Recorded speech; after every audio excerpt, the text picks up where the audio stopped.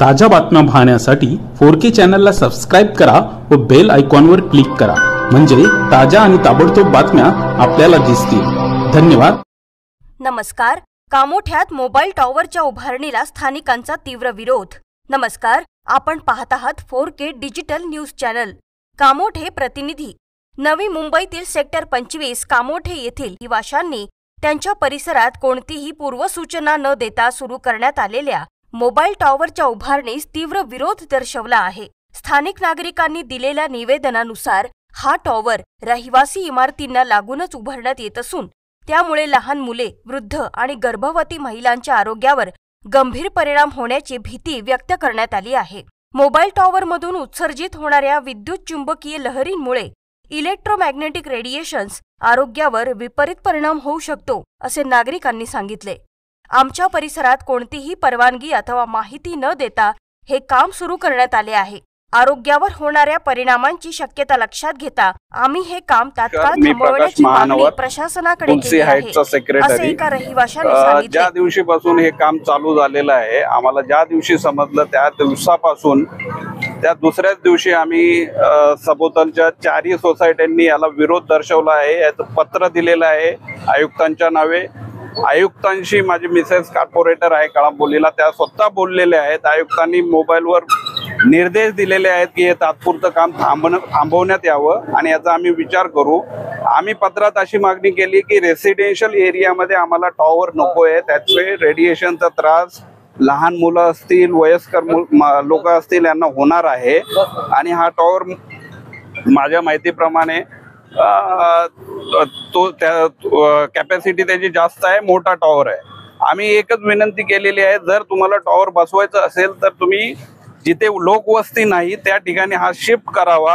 आम्ही याचं काम होऊन देणार नाही। इनिशियल लेवलला आम्ही याचं काम बंद पाडलेलं आहे।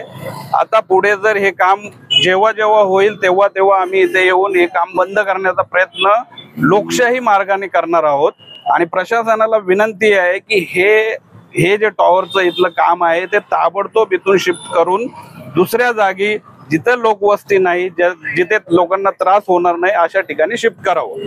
मी इथे अनिल बेनके रहिवासी असून सेक्टर 21, 22 आणि 24च्या एरियामध्ये हा जो मोबाईल टॉवरचं जे अनऑथराइज काम चाललेलं आहे ते आम्हाला मान्य नाही। त्याच्यापासून आम्हाला रेडिएशनचा त्रास होणार आहे, तरी येथील सर्व रहिवाशांनी त्याला विरोध दर्शवला आहे। स्वतः आमचे इथले नगरसेवक प्रदीपजी भगत साहेब इथे आहेत, तसेच दुसरे नगरसेवक आणखीन एक बीजेपीचे नगरसेवक इथे आहेत। आम्ही सर्वांनीच इथे रहिवाशांनी याला विरोध केला आहे, तरी प्रशासनाने ह्या टॉवरला इथे मंजुरी देऊ नये आणि आम्हाला इथे एक शांततेत राहण्याचा एक श्वास आम्हाला चांगला घेता यावा असं घडून येऊ। मी संतोष पडळकर, जे इथं इंडोस कंपनीनं अनऑथराइज प्रकारे इथं मोबाईल टॉवरचं काम सुरू आहे, हे लोकांच्या जनतेच्या सर्व विरोधात चाललेलं आहे।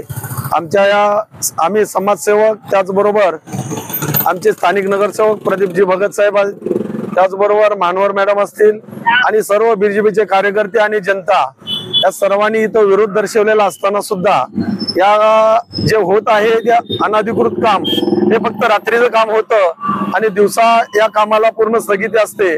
आम्ही वेळोवेळी ते काम बंद करण्याचा प्रयत्न केला, परंतु शासनाची दादागिरी असल्यासारखं हे काम रात्रीचं होतं। आम्ही संपूर्ण आयुक्तापासून सिडकोपर्यंत सर्व पत्रव्यवहार केलेला आहे, तरी सुद्धा हे काम चालू आहे। तर हे काम नाही झालं पाहिजे आणि इथल्या जनतेला इथून सुटका मिळाली पाहिजे असं मी हे करतो, विनंती करतो। मी सेक्टर 24 मध्ये राहते आणि मी लोकांबरोबर आता सध्या उभी आहे ह्या प्रकल्पाला विरोध दाखवण्यासाठी।